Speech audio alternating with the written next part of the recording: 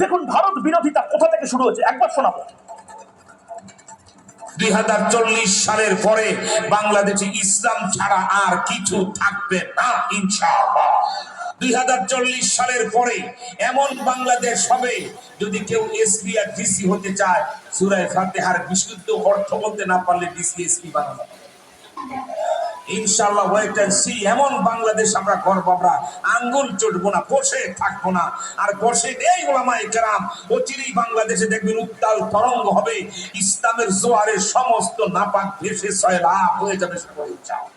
কেউ যদি 2040 সালের পরে বাংলাদেশে প্রধানমন্ত্রী হতে চান, বুখারী শরীফ পড়াবার যোগ্যতা না থাকলে প্রধানমন্ত্রী বানানো হবে না।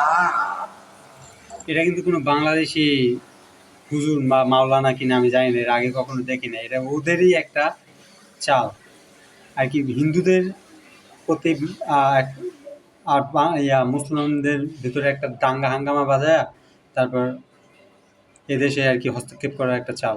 ঠিক আছে, এটা রয়ের একটা অনেক পুরানো থেকে বাংলাদেশ এখনো স্বাধীন না হওয়ার কারণ কিন্তু এইটাই।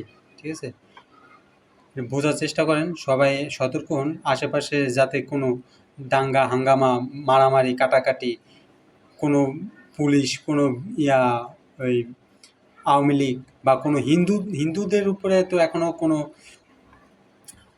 আক্রমণ হয়েছে কিনা আমাদের দেশে আমি সচক্ষে এখনও দেখি নাই। কোনো মুসলিম যে আক্রমণ করছে এটা না, আমাদের দিকে হিন্দু মুসলিম একবারে এক রকমের থাকি, কোনো আলাদা ভেদাভেদ নেই। ঠিক আছে, আমি আমার বন্ধু আছে হিন্দু, এই যে দেখেন একটু আগে আমি ওর সাথে কথা বলছি। আচ্ছা, পরে দেখাইতেছি। সমস্যা হয়ে গেছে।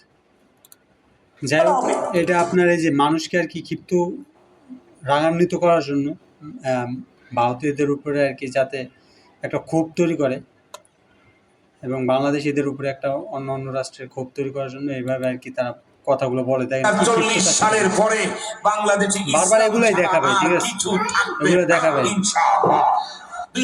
আমি আগে আর দেখি নাই এমন বাংলাদেশ এই মৌলবী আমাদের দেশে কিনে যায় ডিসি হতে চায়, সূরা ফাতিহার বিশুদ্ধ অর্থ বলতে না পারলে ডিসি এসপি বানানো হবে ইনশাআল্লাহ।